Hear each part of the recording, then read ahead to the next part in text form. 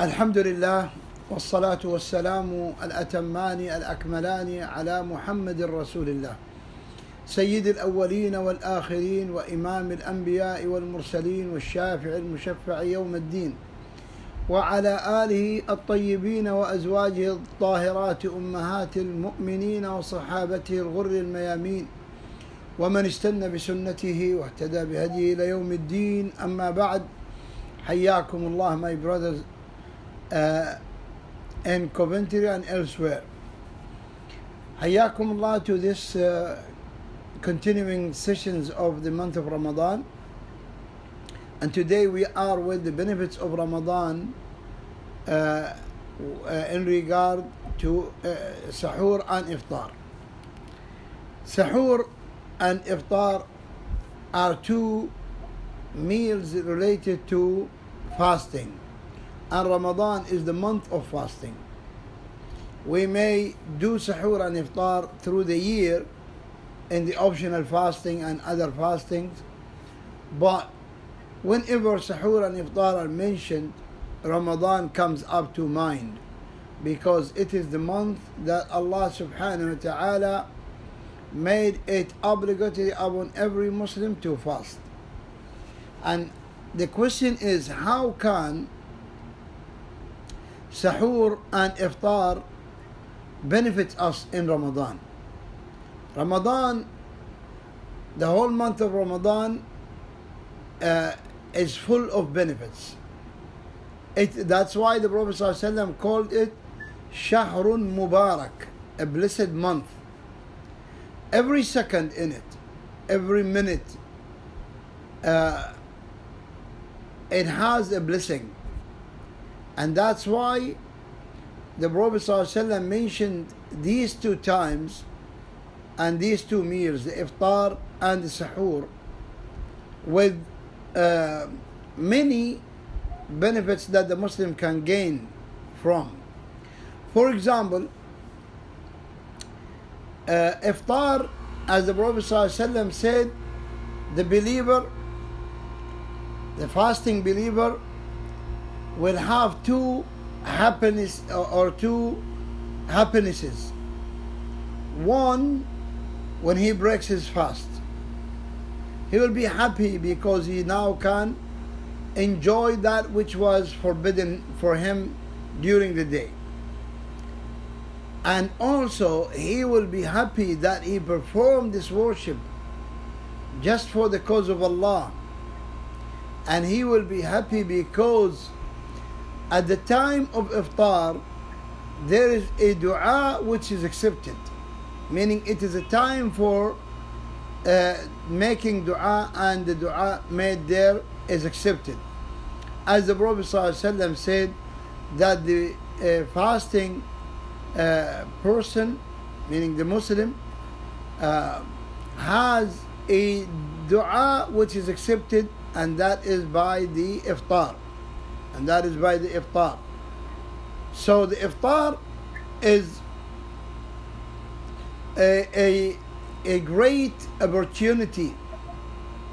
First of all, you return to your normal life, meaning you can eat, you can drink, and you can enjoy your wife, which was forbidden a second ago, before that. And also you enjoy not only the meal by that time, but the dua, another worship. And you get happy because now, after the long day of fast and body become weak, now you eat to build up your energy for what? For another worship, praying the night prayer. So the Iftar itself is a great ibadah. And that's why the Prophet ﷺ insisted that once the sun sets, then the Muslim has to break his fast. Cannot wait. Why? Because this is the command from Allah, and all the ibadat are legislated to a decreed time, to a specific time, as Allah said about Salah, the prayer. إن الصلاة كانت على المؤمنين كتابا موقوتا أقم الصلاة لدلوك الشمس إلى غسق الليل وقرآن الفجر إن قرآن الفجر كان مشهودا. So the prayers are determined to times. You cannot change them. And zakah is also assigned to a specific time. وَآتُوا حَقَّهُ يَوْمَ حَصَادِهِ, and give its right, meaning the zakah out of it, when you harvest it. So, and Hajj as well. Hajj as well. You know, Al-Hajj Ashhurun Ma'lumat. Hajj are known months. So, Allah subhanahu wa ta'ala is teaching us to respect time. To respect time. And to go along with timing. Why? Because time is the envelope or the box in which we save our deeds. As the poetry says, الوقت أنفس ما عنيت بحفظه وأراه أسهل ما عليك يضيع. Time is the most valuable thing that you are commanded to save and use wisely. But it is the most easy thing that I see you losing. Who they are? They are the headless people. But the believer who is on the ibadat exactly in time that Allah subhanahu wa ta'ala determined, he is not a headless. He is one who is performing them perfectly. And fasting is one of them. Why did the Prophet ﷺ mention Suhoor and Iftaar? Because Suhoor is the gate to enter into fasting. And Iftaar is the gate to open to exit fasting. So you have to know this distance, and you know these two borders of fasting and respect. Iftar, as we said, is an exercise of respecting the timing. And that's why the Muslims always should respect the time. Not only in worships, in ibadat, but in everything.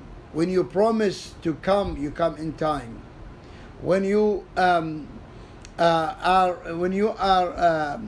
hired for a job, 8 hours a day, you have to respect the time. When all these things must be must be perfect. Why? Because you are perfect. You are already trained to respect the time. And not only the time, but even the technique. Look how Rasulullah ﷺ used to do by the iftar. Aisha radiallahu anha said that he sallallahu alayhi wasallam may break his fast by some fresh dates. But if not fresh dates, then any soft dates. Fresh dates are the hard ones. Fresh but hard. Freshly brought, picked from the tree. That is the best. If not, then soft dates. If not, water. And then he goes to pray Maghrib. Nothing else he eats. Why? Because this teaches us the etiquettes of, first of all, of eating, and it teaches us how to maintain our body. How to maintain our body. Otherwise, why would Aisha and other Sahaba describe on what he broke his fast? This is not a worship by itself. You can't break your fast with dates or sweet or even any other food. It's not haram, it's not a sin. But the Prophet ﷺ is teaching us that which is good for us, as he taught us that which is good for us for the akhirah. He taught us that which is good for us in the dunya, in this world. So he ﷺ taught us how to break our fast. He taught us how to fast. He told us that fasting, or the person who's fasting, if he does not abandon false speech and false actions, then Allah is not in need for him to abandon his food and drink. That means you have to fast perfectly. And when you break the fast, you have to break it perfectly. The timing, the type of food, what do you do right then? Dua. And once you eat your dates and drink your water, then you say the dhikr. ابتلت العروق وارتوى الظمأ ارتوت العروق وذهب الظمأ وثبت الأجر إن شاء الله. Veins are fresh and thirst is gone and reward is written by the will of Allah. And then you go to the masjid, not stay by your meal long time until the first rows are gone. La, you go to the masjid, walking, give time to your liver and kidneys to work and reactivate. And then when you come there, very active and very fresh smell. But when you eat too much food, you will first of all sadden the stomach, and then the bad smells comes out of your mouth when you pray. And you then disturb and annoy mankind around you, the people praying beside you, and the angels, as in the hadith. Also, the Prophet ﷺ taught us that breaking the fast, as he said, إِذَا طَلَعَ اللَّيْلُ مِنْهَا هُنَا, once the night. So the Prophet ﷺ said, once the night appears from this side, from the east, and the sun disappears from this side, meaning from the west, that is the time when the person who's fasting has to break his fast. Why? Because the Yahud, and imitating them, the Rafida, the Shia, they don't break their fast until, as in the Arabic terminology, until the stars go across one another, meaning it gets very dark and the stars appear.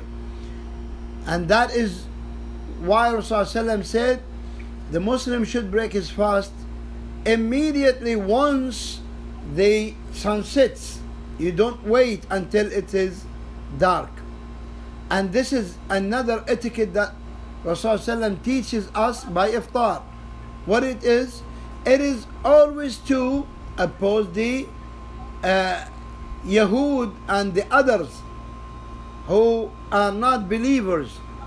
You do not imitate them, not only in the time of breaking the fast, but in everything. In everything. In your ibadah. Look at it now. Many people, they break the fast by the exact sunset, which is good. But what lesson did they take from this? Nothing. When Rabi' al-Awwal comes, they celebrate Mawlid al-Nabawi. Why? They say because the Christians are celebrating Christmas for their Prophet, and we love our Prophet more than them, so we celebrate. That's wrong. The Prophet ﷺ already taught you by breaking the fast by the sunset to oppose those who are not Muslims in their worships. It is not just because you break the fast and that's it. La.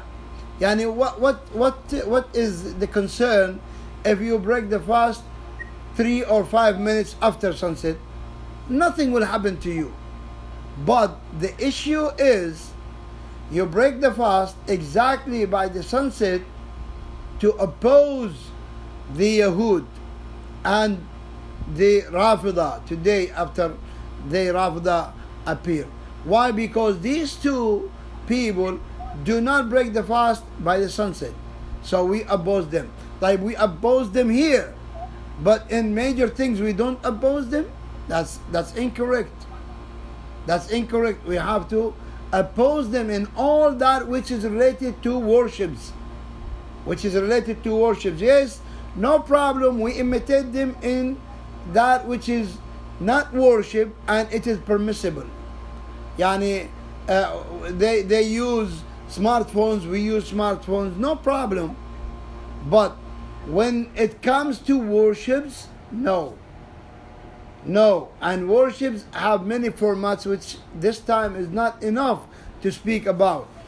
Shaykh al-Islam ibn Taymiyyah in Iqtida' al-Salat al-Mustaqim, he gave full explanation on what are the worships we supposed to oppose the others with.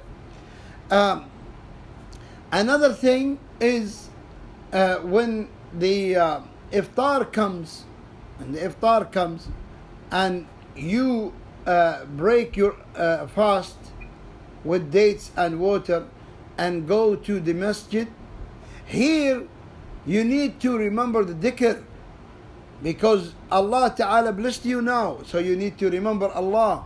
Do the dhikr when you're going to the masjid, when you are in the masjid, when you're coming back from the masjid to home. Why?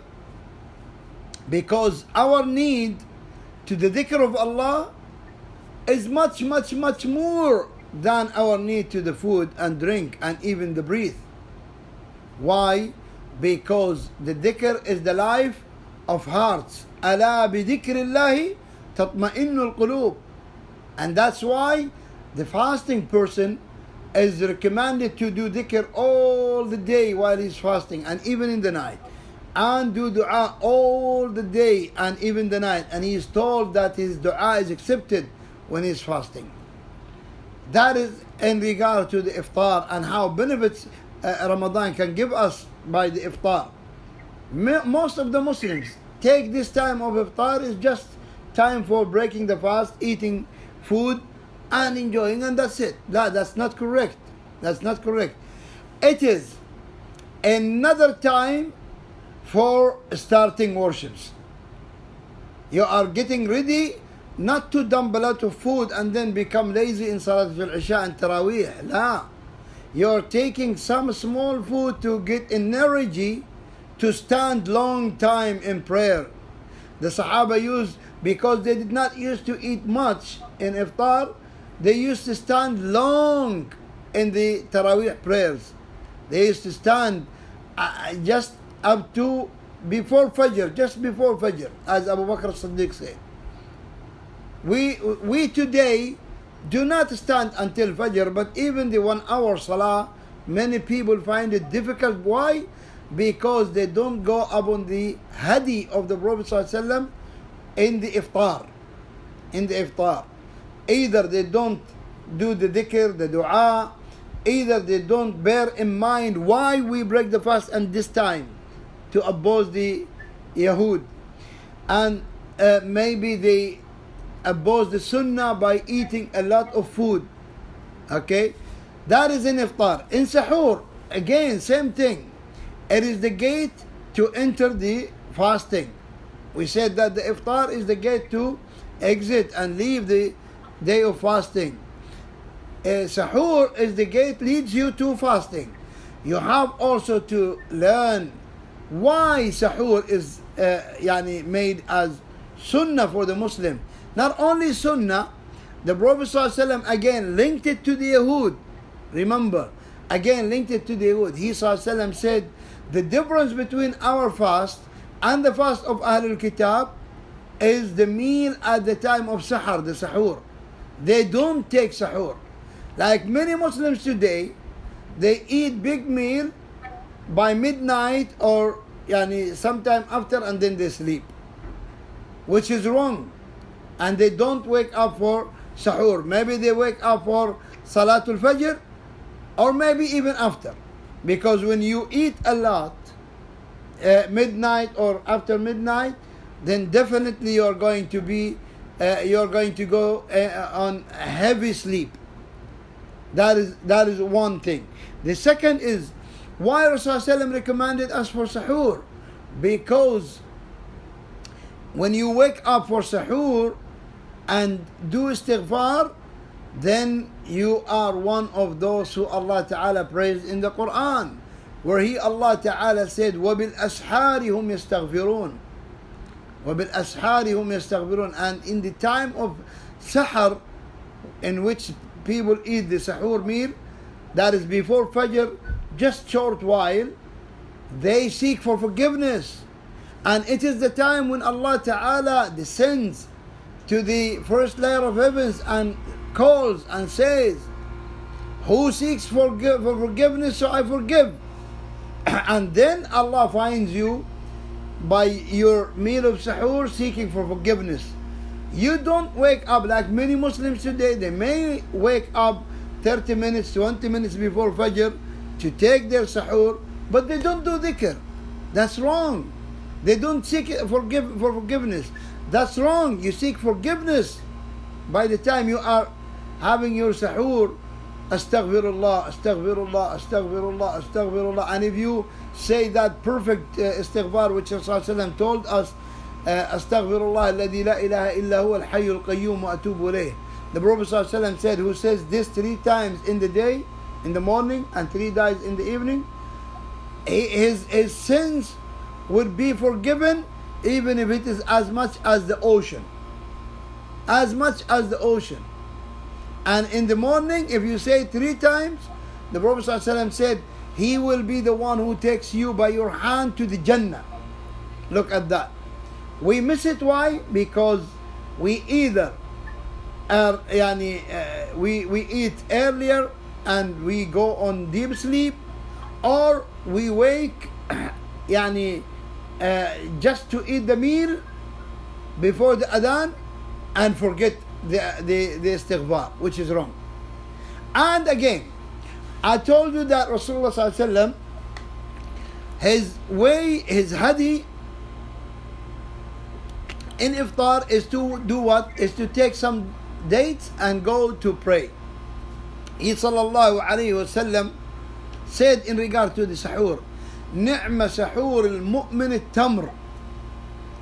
The best suhoor for the believer is dates, not biryani, not barbecue, not burgers, not la. It is dates. Why? Your body, as much food you dump, it's not going to benefit, because only little of it will go to the blood and most of it will go to the toilet. But the dates, la. The date is all what is in the date goes to the blood and turns to the vitamins and whatever your body needs. That's why you make last thing you eat dates, and first thing you take dates. And that's why his sunnah in the morning of Eid, after praying Fajr and before going from his house to the Musalla, his sunnah is to take 3 or dates in odd number. An odd number of dates is not found except in the morning of Eid. Many people think that iftar must be opened by odd number of dates. La, that's wrong. But look at this. He ﷺ said he used to open his fast by dates. Start his fast, before starting, he takes some dates. And even the day of Eid is like what? It's like the iftar. It's like the iftar in the day of fast. Day of Eid is called Eidul Fitr, Yawmul Fitr. Why? Because you become not fasting. It is prohibited. So he used to take dates before going to the praying area. So Suhoor is also a major benefit that Allah gives us in Ramadan, especially because during the year not many people fast, and when they fast not many people stand for night prayer like in Ramadan. And if they stand during the year in night prayer, not many people wake up for Suhoor. Maybe they wake up for Fajr, or maybe they miss it even. So Ramadan comes to be as a course for us. 29 days or 30 days you are doing the same thing. It will become an automatic habit of yours. We don't want it to be a habit, but I mean it become custom that you do it no problem, easy. But we want it to be bear in mind that it is a worship. You do it because Rasulullah done it. He encouraged to it. Allah likes it. That's why you do it. So Ramadan benefits us in every single angle of it. Even in what we eat, there is a benefit for us in Ramadan. And by that, when you wake up for Suhoor and you make your Suhoor date and you seek forgiveness at that time until the adhan of Fajr comes. So you pray the Fajr in the very early beginning time of it, which is the best. As the Prophet ﷺ said when he was asked, what is the best deed? He said, praying, performing the prayers in the beginning of the time of each prayer. Look at that. So by waking up for Suhoor, you guarantee that you are going to pray Fajr in the best time. May Allah Ta'ala benefit us in Ramadan and increase our iman and make us from those who are getting better in Ramadan than them before Ramadan, and outside Ramadan may Allah make us even much more better than us in Ramadan. Here we end up our session today. Wallahu a'lam wa sallallahu wa sallam wa barak ala nabiyyina Muhammad wa ala alihi wa sahbihi.